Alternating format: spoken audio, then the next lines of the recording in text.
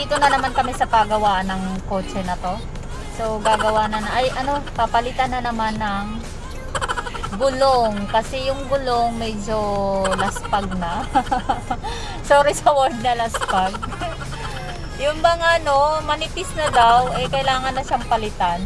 Pasensya na sa itsura ko kasi hindi talaga ako naligo. Sinadya ko talaga walang ligo. Kasi pag dadating ng bahay, syempre galing ka sa labas. Pag uuwi ka ng bahay, maliligo ka pa rin. Kasi nga, syempre galing ka sa labas, uulitin ko, yung ingat-ingat din tayo sa mga, alam nyo na yun guys. Kaya kailangan natin maligo pag galing ka sa labas ng bahay. So by the way, dito na naman tayo nga. Ito na naman Ayan na naman, maghahanap na naman kami ng dalawang gulong. Kasi kailangan ng palitan yung dalawang gulong sa front ata, sa unahan, itong kotse na to. So kailangan natin ng dalawang gulong. Ewan ko dun sa isa kung asaan. Ayan, tingnan natin.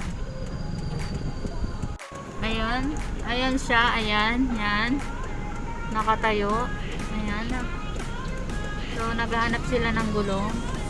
Tindahan talaga to ng mga gulong. Ayun guys, ayan. Mga gulong. Hindi ko alam kung meron sasakto dito sa gulong na to.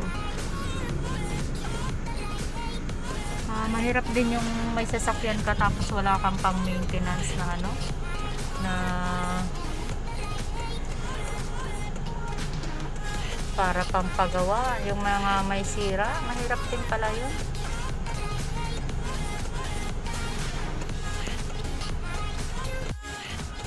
So guys, salamat pala sa lahat ng mga sumusuporta sa aking channel, sa family ko. Hello lahat sa inyo guys. Shout out sa mama ko, sa mga kapatid ko, shout out kayo dyan. Ingat kayo palagi. Sa aking mga pamangkin, sa mga apo ko. May mga apo na ako guys So, pasensya na. May apo na ako pero wala pa akong anak. Tingnan nyo guys, ang buhok ko bagong kulay puti yan. Puting-puti na yan dahil sa consumption. Tapos kinulayan ko ng ganitong kulay. Sabi ng jowa ko, para na akong badyaw. O diba? Ayaw mo pa may asawa kang badyaw. Mukha na ba yung badyaw guys? Tingnan nyo, kasi puti na yung buhok ko Mabilis kasi pumuti yung buhok ko. Kasi lahi talaga namin na mabilis maputi. Mabilis pumuti yung buhok. Yung mga pamangkin ko nga kahit elementary pa lang is puti na talaga yung buhok. Sa akin, lalo na sa akin, medyo may edad na. Kaya yun, hindi siya pantay yung kulay. Basta lang kinulayan, okay na yan. Kasi ang hirap magpaparlo ngayon. Kaya nga ang buhok ko para ng sabi ng kapatid ko para akong nirit ng 10 lalaki. Yung mga ganong salita. Ay naku, na naman ang conversation nitong isa. Pagkatapos ng change oil, change gulong na naman. Sige lang. Ayan. Sige, magmamewang ka pa dyan. Alam mo ha, lagi kita sasamahan sa mga ganyang lakad. Baka iba ng palitan mo. Baka palitan mo na ako. Sa halip na gulong lang. Nako naman. Ayan, sige. Gantay lang ako dito. Tanungin namin. Meron sabi? Hey! Hello. Hoy!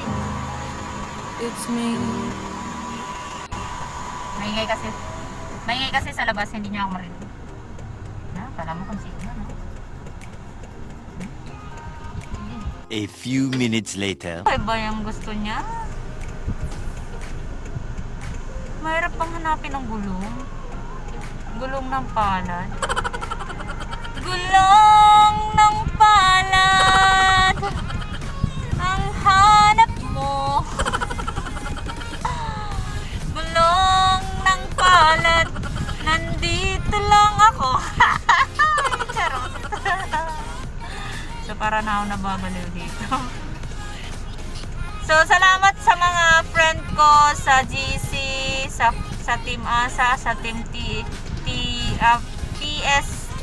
TSPSG. So yun. So meron daw guys, gulong na nakuha. So bababa tayo, maghihintay na naman. Ayan na naman. 2 hours later.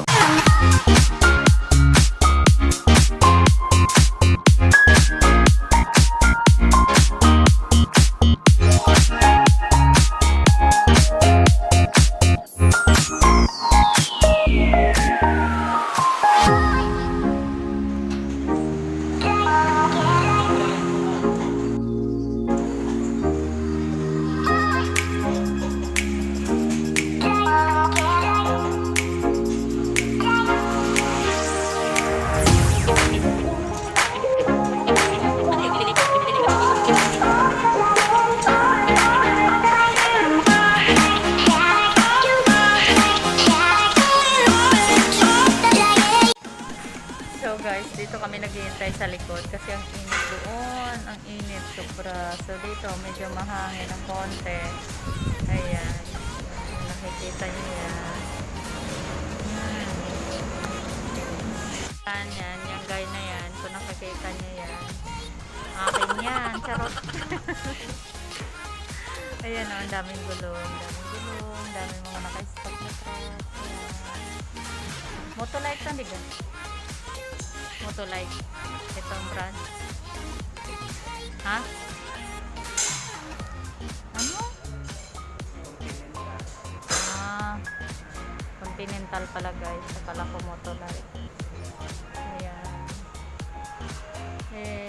Yung ginagawang kotse nandun. Dyan sa pintuan na yan. Papasok.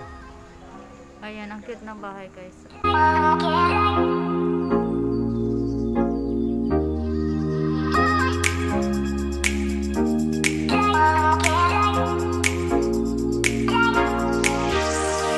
2,000 years later.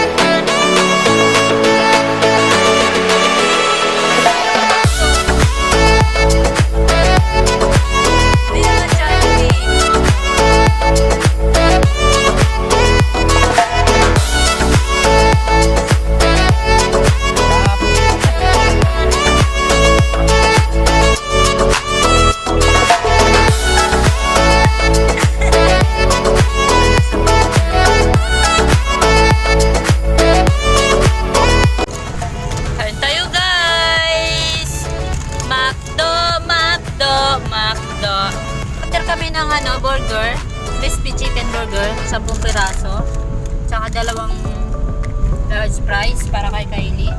Yung tsinelas ko, baka tsinelas lang, tsaka yung sawa ko, tsaka yan, hindi ko na yan in-order kung saan lumagi. Anong gagawin mo na naman? Ano naman bibilin mo dito? Pera.